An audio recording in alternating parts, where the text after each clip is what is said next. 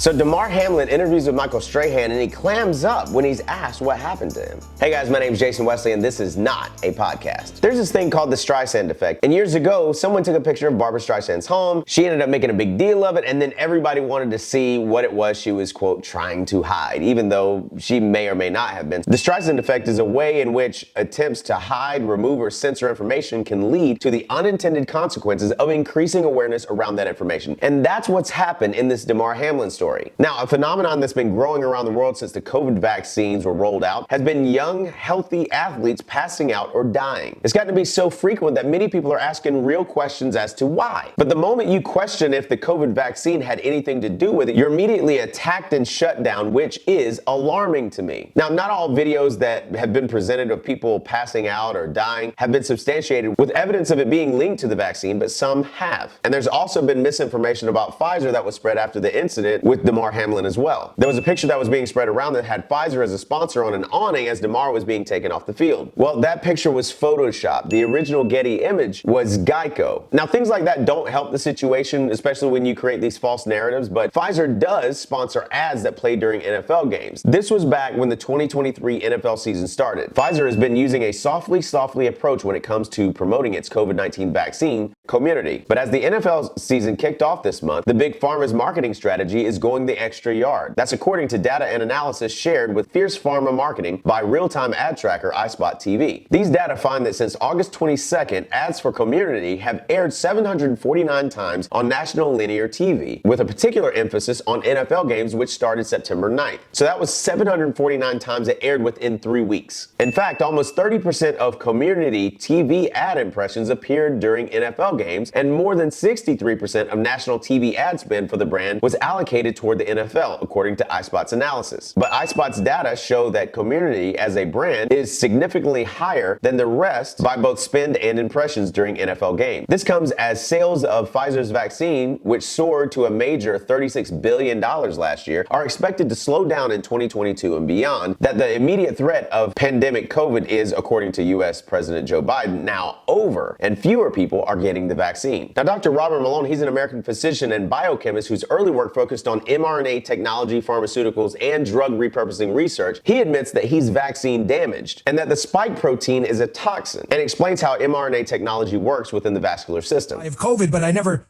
thought later on that obviously this damage would be as substantial as it is. Is this due to the spike proteins and this relatively untested technology? The data suggests that it may be due to both. That's the honest truth. There's no question that spike is a toxin, and spike absolutely affects your heart and your entire vascular system. And that's this point about the microvascular coagulopathy. That's a big pair of words. So you understand that the blood comes from the heart through the arteries down towards your capillary beds, which is where all the gas exchange and waste products exchange happens in your bloodstream. And right before it gets to the capillaries, it's got really small arteries. They're called arterioles. And then after it moves through the capillary bed, where all that good business goes that, moves out your lactic acid when you're working so hard, etc., so you don't hit the wall.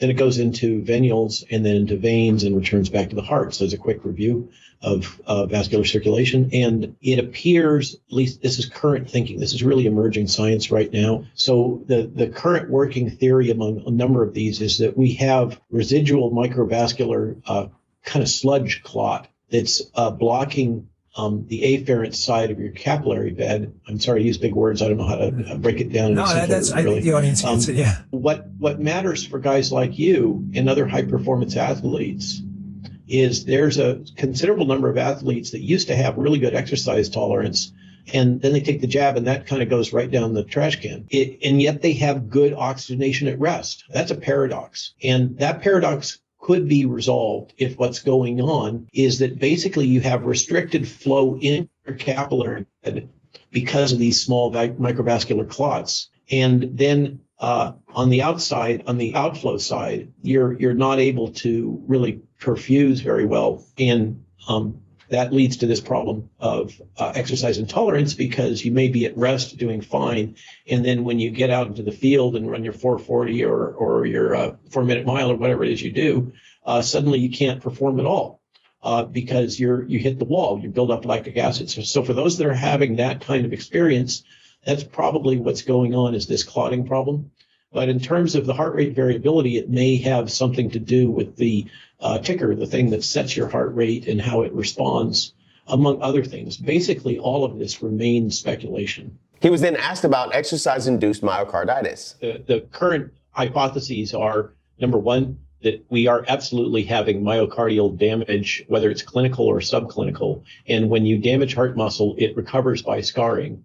And these scars conduct electricity, as you probably know, differently from regular heart muscle. And so you can get what's called a circus rhythm, where you get this coordinated conductivity that is what causes the ventricles to squeeze blood in a coordinated fashion. And you can get within cardiac muscle an electrical impulse that starts to move through the scar tissue. It gets delayed while the rest of the signal is going through the regular myocardium at a certain rate. And then the delayed signal suddenly comes back into the muscle during a repolarization cycle, and that sets up a kind of a random contraction, and you know of that as ventricular fibrillation. And ventricular fibrillation is not consistent with life. So this is the gentleman that falls, apparently, passes out, has lack of oxygen to the brain, falls in the football field, and is able to be successfully cardioverted. So cardioversion is shocking the heart so that you kind of reset everything at the same exact point, and then that atrioventricular node can start firing off and bringing you back into a regular cardiac rhythm. So that's one thing, is the scarring consequent to myocarditis. And these events can be most easily triggered when you're in the moment of high performance exertion. Now, with all that being said, we know that we were lied to by the mainstream media as well as government health officials about everything from masking to the vaccines, even though the study showed that most masks that people were wearing didn't work. When you're in the middle of an outbreak, wearing a mask might make people feel a little bit better, and it might even block a droplet, but it's not providing the perfect protection that people think. In conclusion, both surgical and cotton masks seem to be ineffective in preventing the dissemination of SARS-CoV-2 from the coughs of patients with COVID-19 to the environment and external mask surface. We were lied to that getting the COVID vaccine would stop the transmission of COVID. Now we know that the vaccines work well enough that the virus stops with every vaccinated person. Of a person who's vaccinated and has a breakthrough infection, and compare that to the level of virus in the nasopharynx of an unvaccinated person who's infected, they're essentially equivalent, which would go along and underscore the fact that vaccinated people who do have a breakthrough infection are clearly capable of transmitting the infection to an uninfected person. Then when some celebrities like Nicki Minaj started asking questions about the vaccine and told people make your own personal choice and the best decision for yourself, they were then labeled anti-vax and immediately attacked. For you to use your platform to put people in the position of dying from a disease they don't have to die from, oh my God, as a fan, as a hip hop fan, as somebody who was your fan, I'm so sad that you did that. So sad that you did that, sister. Oh my God. The White House and others in mainstream media called Nicki a liar, so she responded on her own Instagram. It's disgusting that a person can't speak about just questions or thoughts they're having about something that they're going to have to put in their body. That this attack is this hateful and purposeful. You see, they have to get people who can just get up there and be like, oh yeah, child, and make women of color look fucking dumb. Even Busta Rhymes spoke on stage about all the mandates. All these little weird-ass government policies and mandates suck a dick. Stop trying to take our civil liberties away. Feels good to be back outside. We outside for real. It's called the God-given right of freedom, right? No human being is supposed to tell you you can't even breathe freely. F*** your mask. I'm not saying. Some of y'all might feel differently, but f*** your mask. And then we saw half the people that were hospitalized were also vaccinated. CDC says 44% of people hospitalized with COVID had third dose or booster. And then we found out that you were twice as likely to catch COVID if you had a booster shot than just the initial vaccine. New data from the state says people who are boosted are getting COVID at twice the rate of people who are vaccinated but not boosted. And then when vaccinated athletes started having random heart attacks or collapsing while they were playing, mainstream media and others called it a coincidence. Now, it's easy to slip into confirmation bias when we see this, and I want to be open to all possibilities, honestly. But when I see Barcelona striker Sergio Aguero, who is forced to retire after suffering from cardiac arrhythmia at 33 years old, this came after he was promoting people to get the vaccine, it makes me wonder. And midfielder Piotr Zielinski taken off after 19 minutes against Empoli after appearing to be struggling to breathe. You even had Victor Lindelof is taken off with breathing issues in win against Norwich. I'm not saying that each one of these events were related or caused by the vaccine, but we know, according to studies, that there has been an 84% increase in heart-related death among males between the ages of 18 and 39 within 28 days of getting the vaccine. The analysis found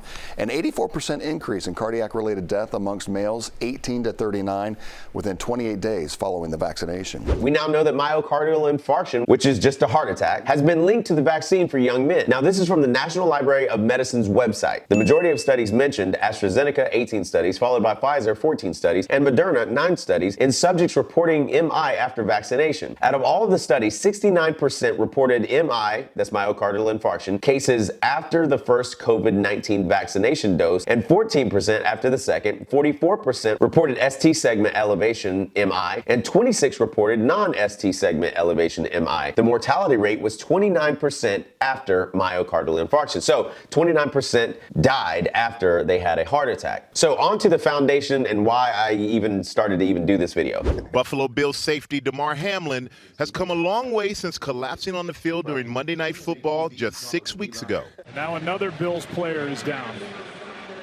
Maybe Hamlin. The 24-year-old surviving sudden cardiac arrest as millions watched on live television. Well, this is the last thing you want to see. Now, there are many possibilities as to why this could have happened to him, and as a former medical professional, I don't know what his particular past medical history is or his family history, and I haven't seen his medical records, but during my research, I couldn't find anything to the contrary either. Both of his parents are still alive, and they both haven't had heart conditions to the best of my knowledge. Now, with that being said, Damar Hamlin was asked initially what he remembered whenever he got up. So in the course of the game, you have the hit, you make the tackle. Do you remember standing up after you make that tackle?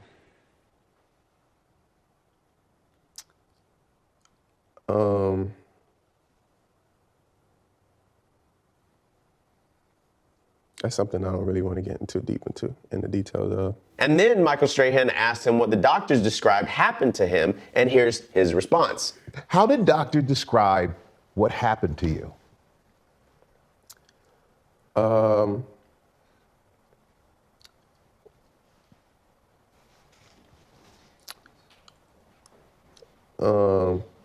That's something I want to stay away from.